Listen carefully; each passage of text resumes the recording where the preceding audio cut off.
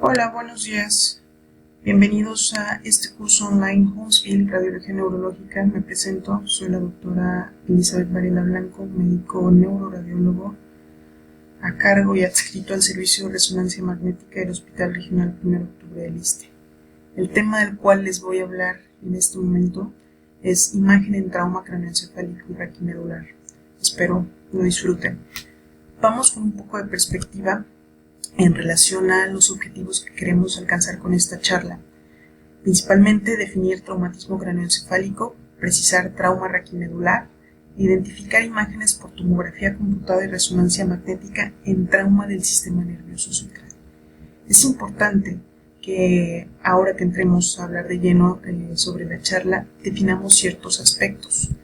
Entre ellos, la incidencia del traumatismo craneoencefálico. Tenemos una epidemiología que afecta más a hombres que a mujeres, 3:1, en donde la incidencia en México es de 38.8 por cada 100.000 habitantes.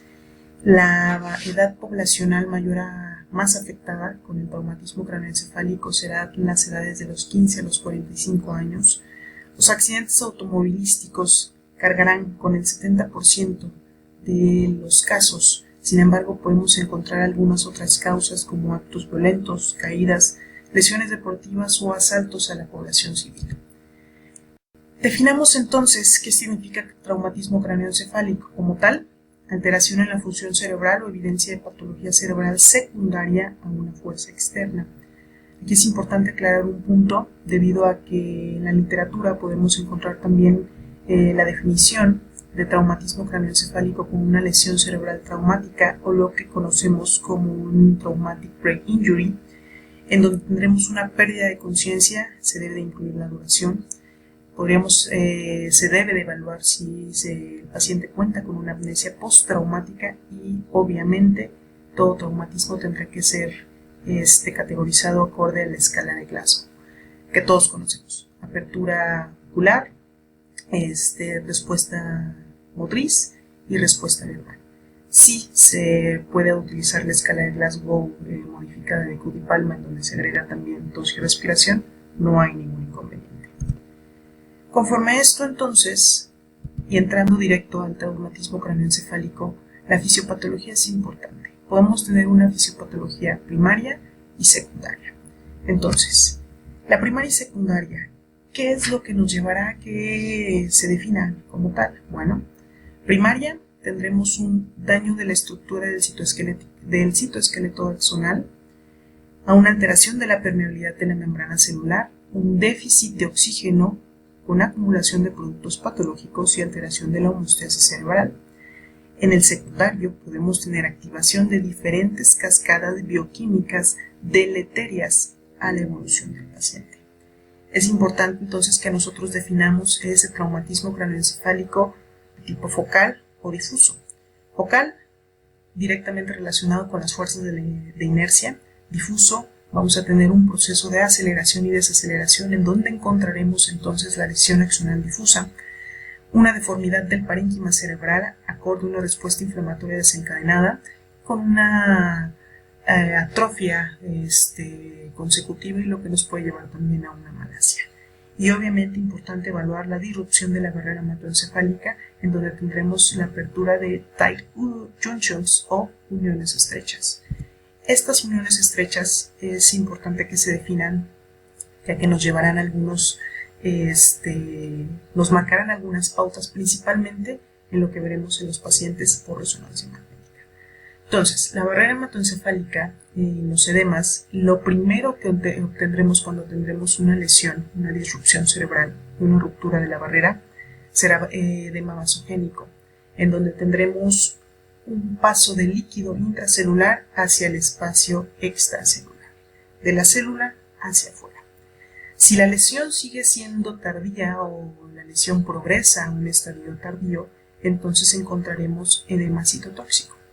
El edema citotóxico, en donde tendremos una cascada de citoquinopatías con una activación obviamente de interleucinas proinflamatorias, no va a haber más agua afuera que adentro de la célula. Al contrario, tendremos un patrón completamente intracelular.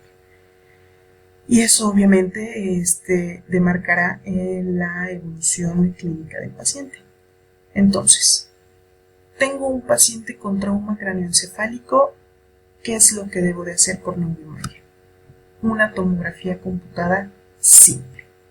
Podremos evaluar algunos parámetros en donde la literatura menciona que podremos sí encontrar algunos casos en donde sea necesario hacer un estudio contrastado. Los estudios contrastados estarán principalmente indicados en aquellos pacientes en donde creamos que además del trauma podemos tener una lesión vascular concomitante. Entonces, acorde a lo que acabamos de mencionar, tenemos ciertos criterios para efectuar tomografía en aquellos pacientes que llegan a las salas de urgencias.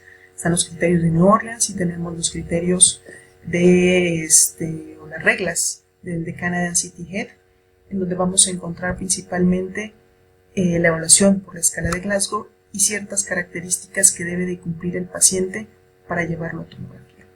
Podemos encontrar cefalea, vómito, es importante la edad, pacientes mayores de 65 años, una apnesia persistente anterógrada, una depresión en cráneo o fractura encima de la clavícula.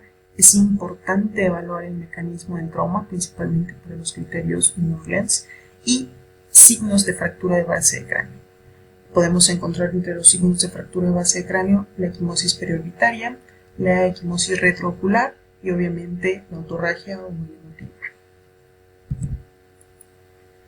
Entonces, llega nuestro paciente, un paciente altamente sugestivo o que refiere a tener un trauma. También es importante que ubiquemos los espacios, esos espacios en donde podremos encontrar patología. Permítame mover para que podamos ver todos. Excelente. Esa patología entonces podrá estar determinada, o mejor dicho, los espacios podrán verse ocupados a nivel subgaleal o epidural, subgaleal obviamente en tejidos epicraneales, tejidos blandos epicraneales, a nivel epidural, subdural o subaracnoideo. Algunas de las características en donde nosotros evaluamos signos que podemos correlacionar con las colecciones que estamos viendo actualmente, bueno, se dice en radiología que un hematoma epidural puede tener una forma en lente biconvexa, como lo estamos viendo en este nivel. Un hematoma subdural será en media luna, como lo estamos viendo en lo que se está señalando, y obviamente una hemorragia subaracnoidea estará ocupando cisternas y surcos.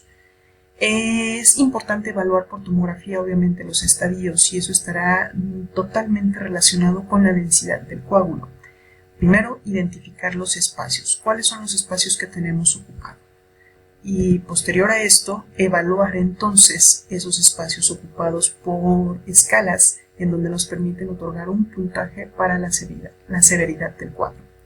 Dentro de la hemorragia subaracnoidea podemos evaluar las escalas de Rotterdam y Marshall.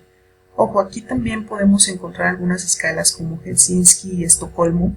Helsinki y Estocolmo evalúan principalmente hematomas subdurales y hemorragia subaracnoidea.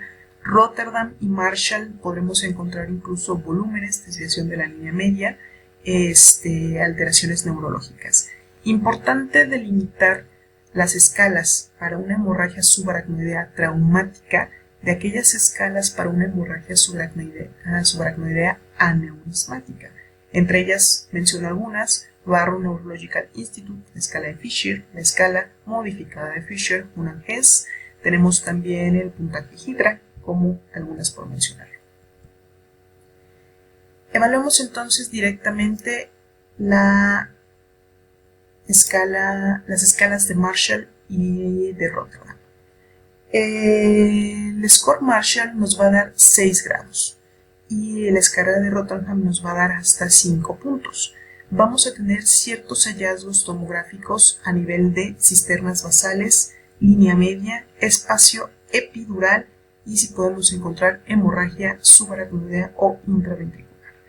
Dentro del score Marshall, del 1 al 6, iremos evaluando la amplitud de las cisternas, obviamente si no tenemos hallazgos tomográficos patológicos, la amplitud de las cisternas, la compresión de las mismas, la desviación de la línea media por más de 5 milímetros. Ojo, Del 1 al prácticamente 4 o 5, también se evalúa si tenemos imágenes hiperdensas o con densidad mixta.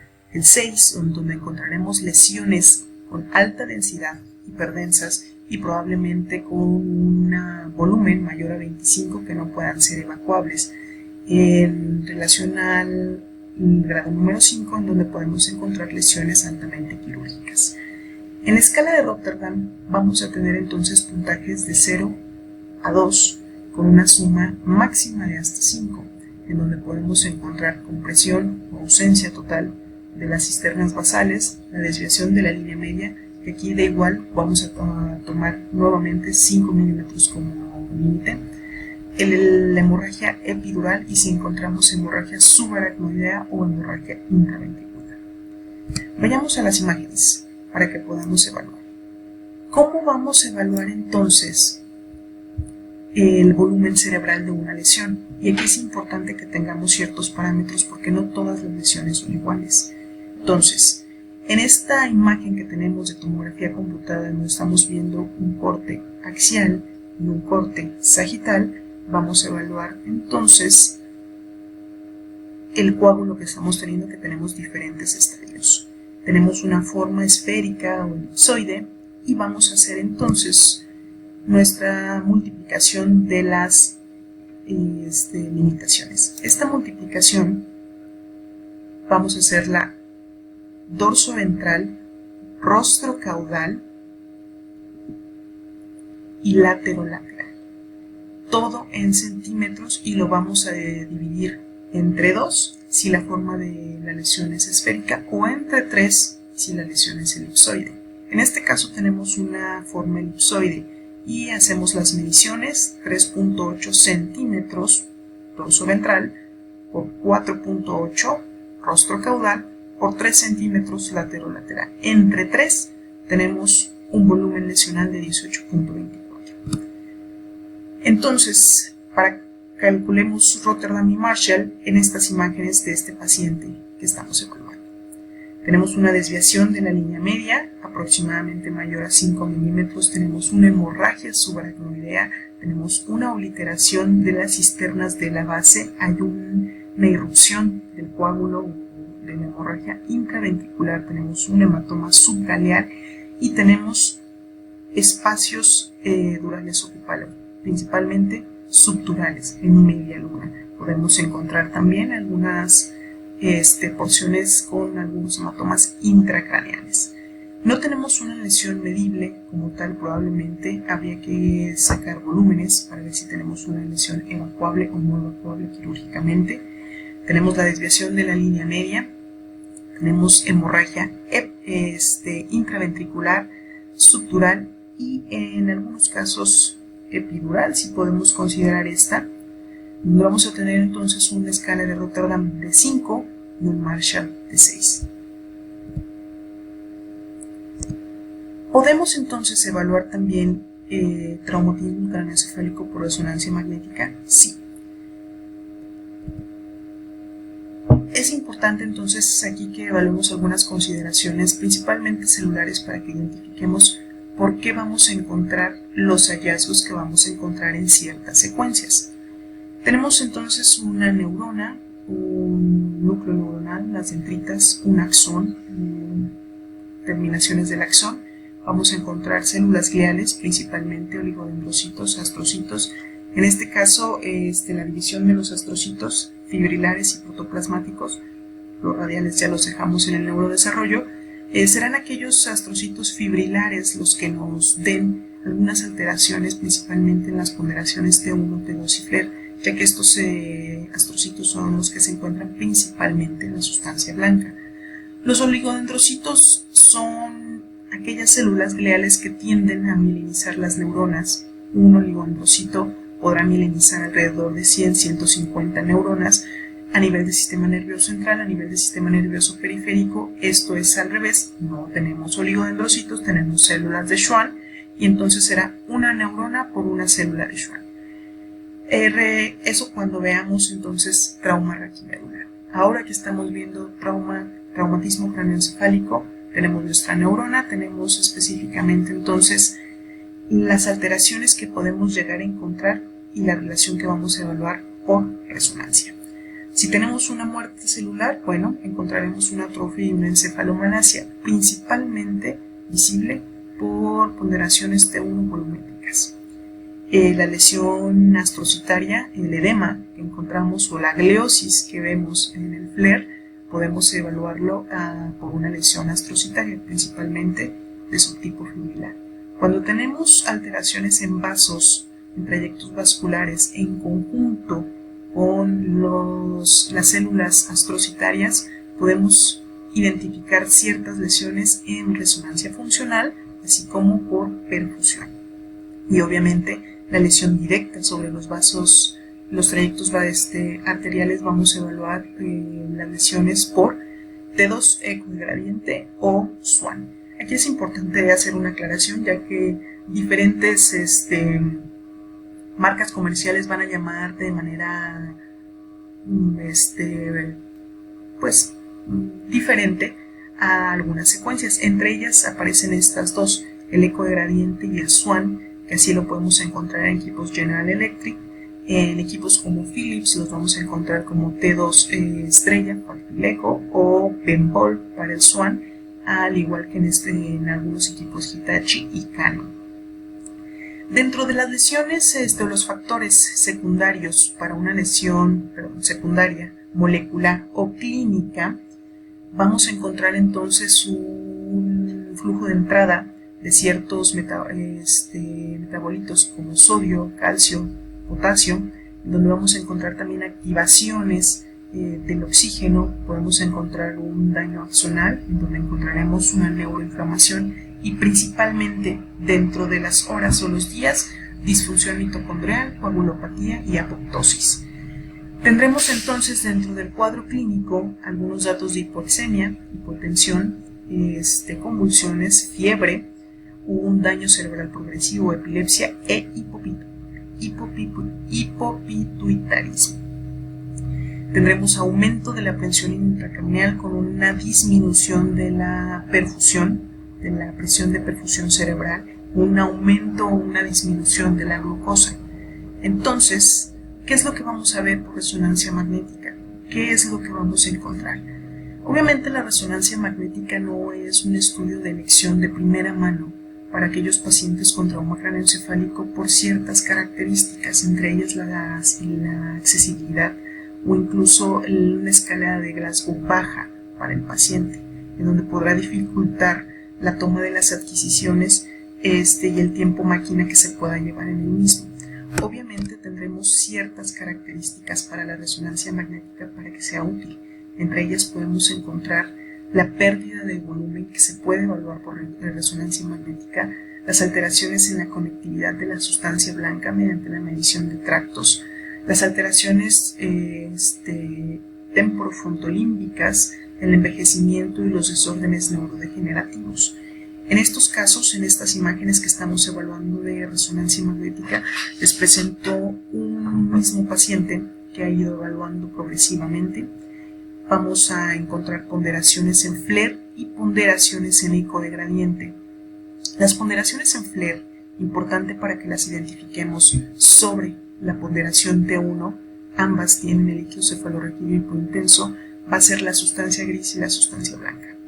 Si observamos aquí la sustancia gris en este FLAIR es gris, la sustancia blanca en este FLAIR es gris y la sustancia gris es blanca. En el T1 es completamente al revés. La sustancia blanca es blanca y la sustancia gris será gris. Es una manera para que ustedes puedan identificar una potenciación FLAIR. En estos casos, en donde tenemos un traumatismo leve, moderado y severo, estamos identificando incluso el aumento en la amplitud del sistema ventricular, donde podemos corroborar por índice de Evans probablemente una pérdida de volumen del parénquima como tal. Y podemos encontrar lesiones focales, difusas, hiperintensas, que de acuerdo a la diapo previa podríamos correlacionar directamente con las lesiones astrocitarias fibrilares. Tenemos estas lesiones hiperintensas periventriculares, en donde conocemos como una rarefacción de la sustancia blanca periventricular, en donde esto está en relación con un edema intersticial, en alguna literatura conocida como transepenimario. Ojo, lo correcto es intersticial. Tenemos estas lesiones de la sustancia blanca que han migrado ya a la sustancia blanca subcortical profunda, limítrofe y no limítrofe, en algunas porciones incluso ya siendo yuxtacortical, y podemos encontrar dentro del eco de gradiente, dependerá de los casos y la gravedad, estos pequeños puntos hipointensos, difusos, irregulares, que podemos evaluarlo por eco de gradiente o por Swan. En algunos pacientes también podemos encontrar, dependiendo del caso, cierta hemosiderosis superficial, y vamos a encontrar también alteraciones ópticas en ellos. Podemos evaluar por resonancia magnética el seguimiento del paciente. Podemos tener principalmente, o podemos seguirlo como les mencioné en la diapositiva previa, la evaluación de la pérdida del cerebro, donde la vamos a hablar principalmente por T1 volumétrico. El T1 volumétrico son pequeños, finos cortes de la ponderación T1. Regularmente en algunos centros podrían llegar a ser cortes de 5, 6 milímetros en algunas otras secuencias. El T1 volumétrico va desde el 0.8 milímetros hasta 1.5 máximo. Y podemos encontrar estos casos en donde tuvimos un paciente, había un trauma, tendremos un hematoma intraparenquimatoso sin desviación de la línea media por esta imagen, que se fue siguiendo en 2 meses y 4 años, donde justo esa lesión frontal izquierda principalmente tendríamos ya una zona malásica y estaríamos evaluando perfectamente por resonancia magnética. Como les mencioné, tenemos ciertas debilidades para la resonancia como tal, entre ellas la accesibilidad, el tiempo máquina, el costo, el tejido óseo y la falta de software. Habría que agregar en aquellos pacientes en donde recibieron algún tratamiento quirúrgico el artefacto que pueda generar el material residual que hayan podido colocar. Entonces eso generará muchísima pérdida de información sobre el parénquima. Sin embargo, la resonancia magnética sigue siendo una herramienta útil para la evaluación de los pacientes. Los estadios de los hematomas, como se los mencioné, es importante. Podríamos evaluar un estadio solo con verlo y poder decir si tiene horas, días o incluso semanas. Cuando estamos hablando por resonancia magnética específicamente, vamos a encontrar estadios hiperagudos en donde vamos a tener menos de 24 horas y los vamos a evaluar solo por ponderaciones T1 y T2. Habrá que comparar una junto con otra para que podamos identificar el estadio y podamos hablar probablemente del tiempo de evolución. Cuando tenemos hematomas agudos de 1 a 3 días, en T1 podremos encontrar esa hipointensidad discreta, completamente hipointenso en T2. El estadio subagudo lo vamos a dividir en dos, temprano y tardío. Temprano mayor a 3 días, tardío mayor a 7 días, sin llegar a la cronicidad, en donde podremos encontrar una cronicidad en los 14 días. En el estadio subagudo temprano, en la ponderación T1 lo vamos a encontrar hiperintensa, en ponderación T2 hipointensa. El único estadio en donde vamos a encontrar hiperintensidad en ambas secuencias va a ser en el estadio subagudo tardío, y obviamente en un estadio crónico ambas van a estar hipointensas. Es muy probable, en la mayoría de los casos, que tengamos pacientes con estadios múltiples o, en su defecto, múltiples estadios del coágulo, que es cuando lo mencionamos. Esto está en relación, obviamente, que hay pacientes o hay lesiones principalmente en donde hay un resangrado, y eso es importante. Y para identificar entonces temas por traumatismo craneoencefálico, es importante que nos identifiquemos en ciertos parámetros. Los espacios de los cuales hablamos: subcaleal, epidural, subaracnoideo, subdural. La anatomía, porque obviamente eso generará déficit neurológico, motor, sensitivo o mixto. El estadio del coágulo del cual estamos hablando, y vayamos a más imágenes. Tenemos en estos casos entonces estudios tomográficos, como mencionamos, para el traumatismo craneoencefálico será el estudio de elección de primera mano para llevar pacientes, para evaluar pacientes en el área de urgencias. Tenemos lesiones subdurales, como estamos viendo en esta imagen, con desviación de la línea media mayor a 5 milímetros, obliteración de surcos y cisuras hemisféricas derechas. Tenemos un trauma óseo, en donde estamos viendo una pérdida de la continuidad prácticamente precoronal, ipsilateral en otro paciente. Importante lo que mencionaba en relación a los estadios del coágulo y en los espacios. Tenemos ocupación de un hematoma subdural prácticamente muy similar a la densidad de la sustancia gris. Si lo comprobamos, este es un hematoma agudo, entonces está discretamente hipodenso con relación a la sustancia gris. Siempre que hablemos de comparación en cerebro va a ser en comparación con la sustancia gris. Tenemos nuevamente esta otra imagen, tenemos un hematoma subdural, laminar, contralateral que estábamos viendo aquí, lado derecho, probablemente también en estadio agudo. Importante evaluar siempre la fisura interhemisférica y la tienda del cerebelo. Son algunas áreas que por algunas características y algunos tomógrafos encontraremos de manera hiperdensa. Ojo, la simetría siempre es muy importante. Estamos viendo un aumento en la densidad de la fisura interhemisférica con un aumento de la tienda del cerebelo, pero de manera asimétrica. Es mucho más hiperdensa el lado derecho, donde podemos hablar de una hemorragia subdural interhemisférica con extensión a la tienda del cerebelo, y obviamente estamos identificando a este nivel una irrupción intraventricular.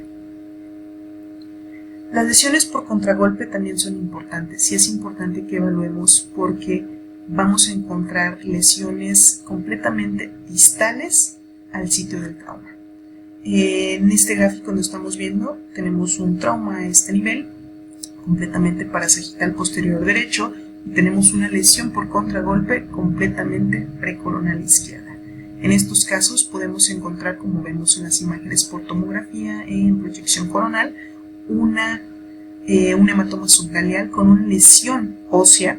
Estamos identificando aquí, tenemos una hemorragia subaracnoidea, lo que les comentaba de evaluar siempre la fisura interhemisférica con sangre, nivel de la fisura interhemisférica.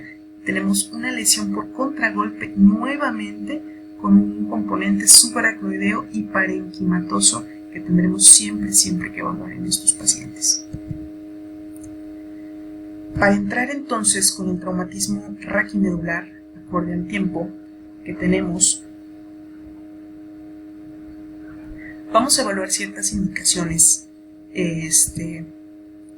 para el trauma raquimedular. Obviamente el trauma raquimedular, cuando tenemos algunos pacientes que llegan con trauma de columna vertebral, siempre la movilidad es muy importante. Mantener al paciente estable es importantísimo dentro de los centros diagnósticos. La primera evaluación probablemente se haga por una radiografía, posteriormente una tomografía para evaluar tejido óseo y obviamente la resonancia magnética.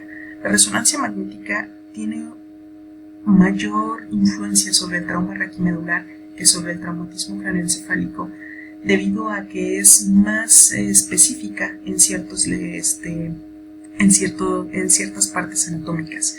Es importante encontrar o identificar que aparte de la accesibilidad que podemos tener en la resonancia magnética para el traumatismo raquimedular, la médula espinal va a ser un parteaguas para que tengamos o realicemos estudios por resonancia magnética.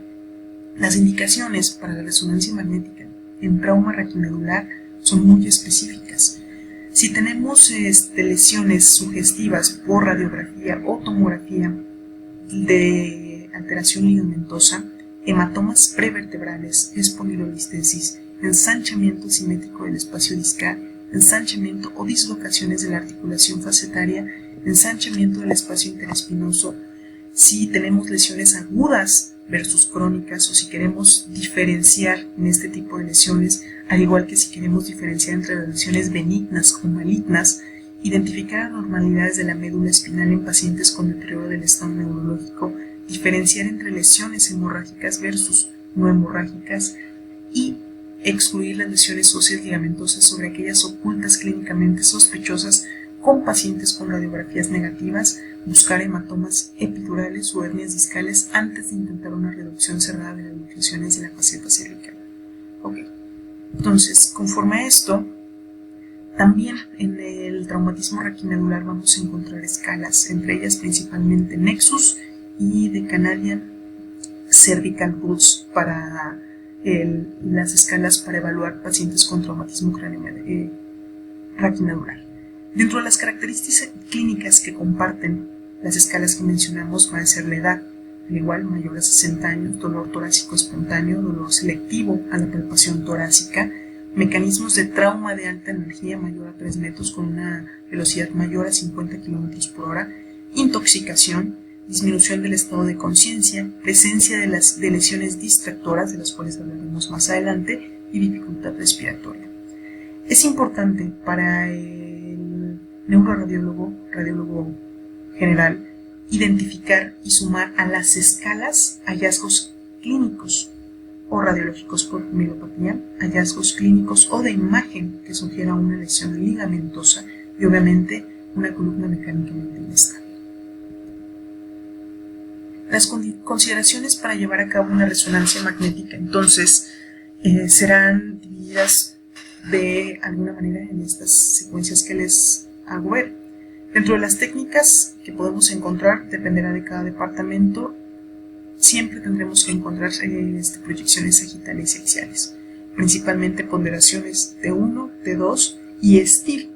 Eco de gradiente es importante valor cuando estamos pensando en pacientes que podemos tener o encontrar temas hemorrágicos. Y obviamente algo que podría anexarse a este protocolo podría ser difusión de columna, en aquellos pacientes en donde queremos diferenciar de un proceso benigno, su defecto inflamatorio infeccioso, o metastásico, maligno o primario de la médula ósea.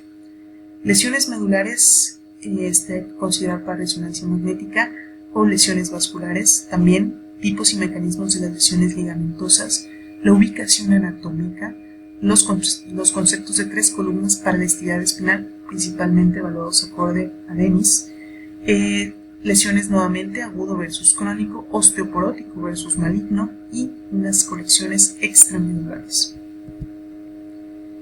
Acorde a lo que mencionaba sobre la estabilidad de la columna, es importante que evaluemos estos parámetros porque van a ser importantes para cuando se tomen consideraciones conforme a las escalas.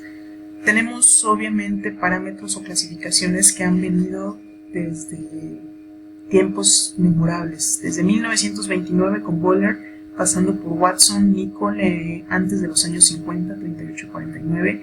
Obviamente en los años 80 empieza a haber un auge sobre las clasificaciones para el traumatismo raquimedular, en donde encontramos a Dennis en 1983, la O-Spine, en donde hace una clasificación en 1994, y la última clasificación, que también tiene sus modificaciones, que podemos encontrar en la actualidad, que es el CLICS, o la clasificación Thoracolumbar Injury Classification Score, que viene en el 2005. Les pongo estas 3 porque obviamente muchos centros utilizan la O-Spine. La O-Spine después entró en algunos conflictos en relación a que tenía diferentes evaluaciones conforme observador. Cada quien podría dar una escala o un tipo de fractura completamente diferente a un observador en específico. Es por eso que entonces surgió la clasificación CLICS. CLICS fue muy criticada al inicio, en los primeros 5 o 10 años, nació en el 2005, debido a que la mayoría de las evaluaciones que tenía eran de los mismos médicos que habían propuesto la clasificación. Dennis se mantiene en relación a la estabilidad y muchos centros lo utilizan. Dennis habla principalmente de 3 columnas.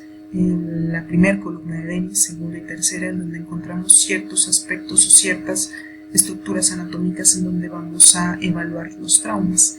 Dentro de la primera, pues vamos a encontrar el ligamento longitudinal anterior y los primeros 2/3 del cuerpo vertebral. En la segunda escala, en la segunda columna de Dennis, encontraremos principalmente el tercio posterior del cuerpo vertebral y el ligamento longitudinal posterior, y tendremos también entonces la tercera columna de Dennis, donde encontraremos todos los elementos óseos y ligamentosos posteriores. En CLICS principalmente hablaremos de la morfología de la fractura, la integridad del complejo ligamentario posterior y el estatus neurológico. Siendo específicos entonces con las imágenes por resonancia magnética, evaluaremos acorde entonces a la clasificación más reciente. CLICS en este caso, en relación a la morfología de las fracturas, el complejo ligamentario posterior y el estado neurológico. Es importante entonces que conozcamos estos aspectos para la estabilidad de la columna y la estabilidad del cuerpo. Dentro de la morfología de las fracturas vamos a encontrar 4. Va a ser fracturas por compresión, estallido o burst en su nombre, translación o rotación, 3, y obviamente distracción, en donde iremos sumando los puntos.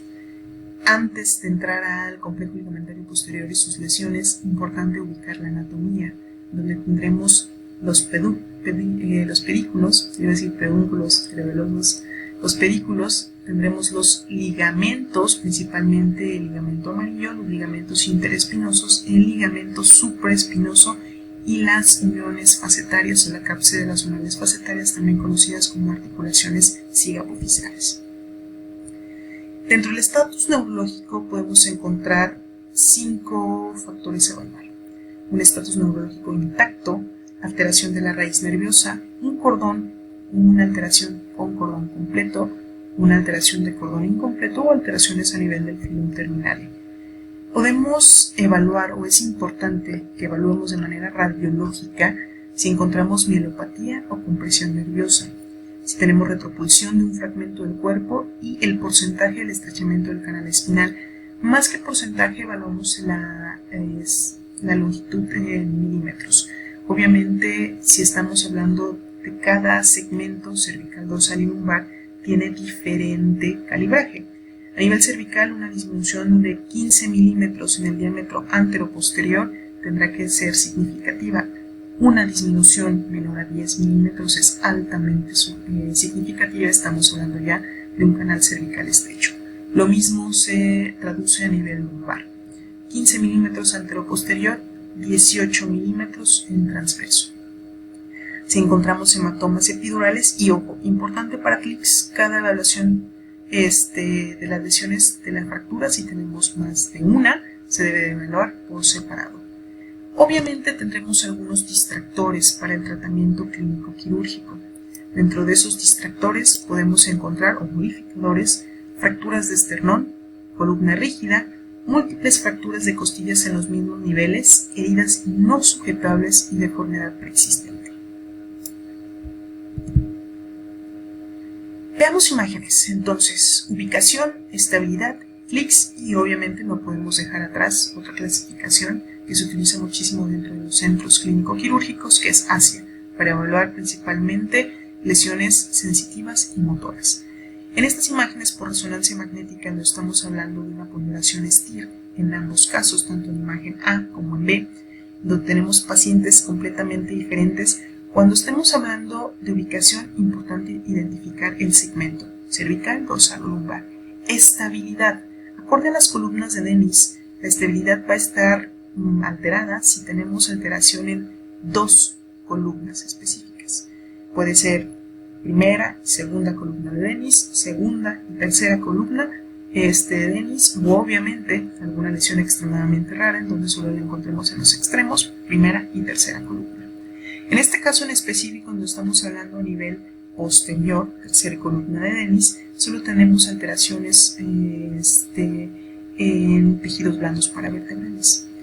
En este caso en específico, en imagen B, estamos evaluando alteraciones a nivel de la segunda columna de Dennis, así como en la tercera columna de Dennis. Tenemos una lesión en lágrima ligamentaria contenida por el ligamento longitudinal posterior, con protrusión hacia la cara ventral del cordón medular, identificando ya cambios en la intensidad intramedulares, probablemente asociados a mielopatía, con un aumento del espacio interespinoso, una lesión del ligamento interespinoso, del ligamento amarillo, con una alteración en la intensidad de señal de los tejidos blandos por trauma paravertebrales. Importante entonces evaluar estas imágenes para identificar secuencia, ubicación, estabilidad y obviamente dar una clasificación CLICS. La clasificación CLICS nos otorgará un porcentaje, pero es importante mencionar. El porcentaje estará en relación a si el tratamiento debe ser quirúrgico o no quirúrgico. Un porcentaje menor a 4 hablará de un tratamiento no quirúrgico. Aquí encontramos una discrepancia en la clasificación en relación a si tengo un porcentaje igual a 4, habrá que evaluar otros parámetros, debido a que es dudoso si presentar un tratamiento quirúrgico o no. Y tenemos un porcentaje mayor a 4, el tratamiento debe ser quirúrgico.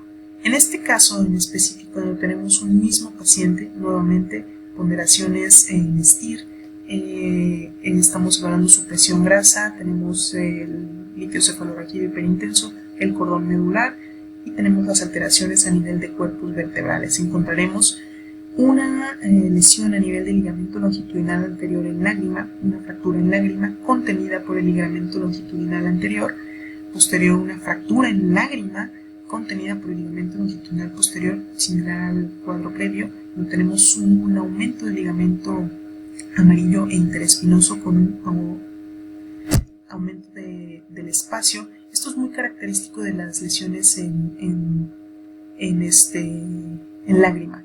Regularmente cuando son contenidas por el ligamento longitudinal anterior más que el posterior, encontraremos un aumento del diámetro del espacio interespinoso. Eso es característico.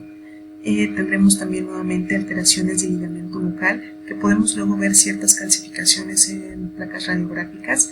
Tendremos alteraciones de las facetas articulares, tendremos alteraciones en los cuerpos vertebrales, como estamos viendo en la imagen de manera hiperintensa en los platillos de los cuerpos, principalmente dorsales a este nivel. Las colecciones, importante identificar las colecciones intravertebrales, principalmente epidurales, porque generarán una compresión directa sobre la médula espinal, y esta compresión directa puede generarnos cambios en la intensidad de la misma o, en su defecto, alteraciones completamente sensitivas y motoras para el paciente. Tenemos una potenciación en T1 en la imagen A, tenemos una potenciación en eco de gradiente en la imagen B, y tenemos una potenciación en T2 en la imagen C. Dos proyecciones axiales, tenemos una proyección sagital. Les comenté que siempre deben de estar dentro del protocolo de columna vertebral. Tenemos esta colección hipointensa visible en la imagen A, en donde está completamente proyectada sobre la cara dorsal del cordón medular. Es un paciente que ya ha recibido un tratamiento quirúrgico. Tenemos la ausencia de todas las apófisis espinosas del segmento dorsal, casi todas, 3, 4, 5, 6. Tenemos vértebras en bloque, 4, 5 y 6 principalmente, y tenemos esta colección. El cual colección que es del mismo paciente en esta proyección ecogradiente y se identifica de esta manera. Parece ser que hay una disminución en la amplitud de los neuroforámenes y obviamente la intensidad de la señal de la colección nos está demarcando el estadio. Este es un paciente completamente diferente, obviamente, debido a que la colección está del otro lado. Aquí la tenemos completamente central y adyacente a la lámina izquierda. Aquí lo tenemos central y adyacente a la lámina ósea del lado derecho, con una proyección, un contacto directo sobre la médula espinal a nivel dorsal. Se alcanzan a identificar cambios en la intensidad de señal del cordón medular. Tenemos una reducción de los espacios o de los neuroforámenes justo visible en este nivel. La resonancia magnética nos ayudará para identificar estas colecciones. Obviamente es importante también identificar aquellos daños sobre el cordón medular traumáticos sin asociación a colecciones. Como estamos viendo en esta imagen, del mismo paciente tenemos dos potenciaciones, T1, eco de gradiente nuevamente, T2, dije T1, T2 sagital y eco de gradiente. Estamos identificando la alteración a nivel del colon medular en este nivel. Obviamente tenemos contactos discoligamentarios sobre el mismo que podrían estar en relación. El antecedente clínico siempre va a generar importancia en estos momentos. Y lo que estamos evaluando en el eco de gradiente es alteración completamente difusa. Podemos encontrar alteraciones en el cordón medular de tipo difuso, completamente solo con alteración de la sustancia gris o solo con alteración de la sustancia blanca. Dentro de las lesiones importantes para evaluar si es estadio agudo o crónico, vamos a utilizar principalmente los cambios MODIC. Los cambios MODIC por tomografía solo va a ser posible evaluarlo de manera o buscando esclerosis. Los cambios MODIC van a ser edema, recambio graso y esclerosis. Cambio MODIC 1, edema, cambio MODIC 2, recambio graso, cambio MODIC 3, esclerosis. Lo que vamos a evaluar por tomografía y placa simple será la esclerosis, cambios MODIC tipo 3. Por resonancia magnética podemos evaluar todos los cambios MODIC que les acabo de mencionar. El edema obviamente va a verse hiperintenso en ponderaciones STIR, obviamente hiperintenso en T2 y hipointenso en T1. Podemos evaluarlo a este nivel, en donde estamos viendo el mismo paciente por tomografía, con antecedente de trauma, sin identificar principalmente estas lesiones que estamos observando por resonancia magnética. Entonces, cambio MODIC 1, edema, hiperintenso en T2, hipointenso en T1. Cambio MODIC 2, recambio graso, hiperintenso en T1 e hiperintenso en T2. Y cambio MODIC 3, esclerosis, hipointenso en todos. Las lesiones benignas o malignas, importante. Hay lesiones que podemos deducir fracturas por compresión completamente tipo osteoporótico o fracturas por compresión en territorio patológico. Esas fracturas estarán en relación con los pacientes, obviamente, que tengan un proceso neoplásico primario de la médula ósea o secundario metastásico. Un tip para estos pacientes, si no puedo meter medio de contraste y tengo duda al estar observando el estudio que se está llevando a cabo, hay que hacer difusión en columna. Si tengo una lesión neoplásica de tipo blástico, tendrá restricción a la difusión. Las lesiones líticas obviamente podremos evaluarla incluso hasta por placa simple o tomografía. Eso nos podrá incluso diferenciar en un proceso inflamatorio infeccioso sobre un proceso neoplásico primario o secundario. En estos pacientes que estamos observando, A y B son un mismo paciente, C y D son un mismo paciente, estamos viendo estudios por resonancia magnética en donde identificamos T2 sagital STIR, T1 y STIR. Y estamos evaluando esta fractura a nivel del platillo superior del cuerpo vertebral de L1. Tenemos edema, una fractura en agudo, importante las fracturas en agudo, hiperintensas con edema, fracturas crónicas con esclerosis, cambios MODIC tipo 3. Y estamos identificando otro paciente donde tenemos múltiples lesiones hipointensas difusas en los cuerpos vertebrales, incluso en los elementos óseos posteriores, que tenemos ciertos cambios en la intensidad de señal en las potenciaciones STIR, como estamos identificando, con proyección hacia la cara ventral del saco dural, como está haciendo a este nivel. Fracturas patológicas asociadas a un proceso maligno primario o secundario. Muy bien, el tema es amplio, el tema es muy grosso.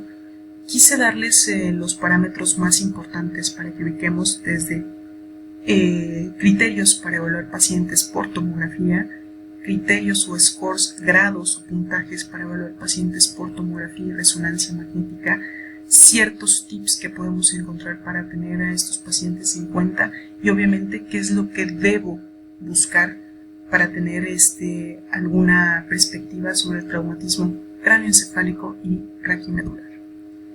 En relación al traumatismo raquimedular, para finalizar, importante evaluar las escalas, los modificadores que podemos tener por un tratamiento quirúrgico y obviamente sin sin dejar atrás la anatomía. La anatomía será el 50% de cualquiera de nuestros diagnósticos, principalmente también para saber cómo evolucionará nuestro paciente. Dentro de las conclusiones de la charla, bueno, el uso de técnicas por imagen para tomografía, para traumatismo craneoencefálico y traumatismo raquimedular estará basado principalmente por dos: la tomografía computada y la resonancia magnética.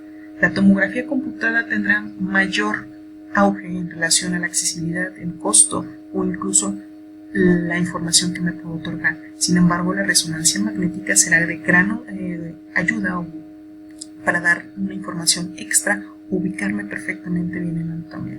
Entonces, imágenes para trauma raquimedular y craneoencefálico, evaluación anatómica principalmente. Nos otorgarán un valor pronóstico y también una decisión clínico-quirúrgica. Importante, el seguimiento de los pacientes con técnicas de imagen. De mi parte ha sido todo. Yo soy la doctora Elizabeth Varela Blanco.